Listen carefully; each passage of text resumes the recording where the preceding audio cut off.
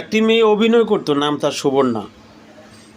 TikTok, social media, ফেসবুকে নাচানাচি করে অভিনয় করে বেড়াতো এবং এইগুলা করেই সে তার জীবন চালাইতো। তার মৃত্যুর পরে এলাকাবাসী তাকে মাটি দিতে দিবে না, সে অশ্লীলতা ছড়ায়, মাদকের সাথে জড়িত। এলাকাবাসীর কাছে আমার প্রশ্ন হচ্ছে এটাই, সুবর্ণাদের মতো মেয়েদেরকে যারা প্যাকেজ অনুষ্ঠান করে বিয়ে বাড়িতে নাচানাচি করায়, তাদের বিরুদ্ধে কি কখনো ব্যবস্থা নিতে পেরেছেন? সিস্টেমটা বদল করেন আগে, যাতে সুবর্ণাদের মতো মেয়েরা জন্ম না নিতে পারে। মৃত্যুর পর তাকে উপরে রাখার দরকার নেই। তার মৃত্যুর পর তার হিসাব কিতাব, তার ভালো মন্দ দায়িত্ব আল্লাহ পাকের কাছে। আগে সিস্টেম বদল করুন, যাতে সুবর্ণাদের মতো মানুষ প্যাকেজ অনুষ্ঠান যারা করে এদেরকে নিয়ে নাচায়, তাদের বিরুদ্ধে ব্যবস্থা নেন।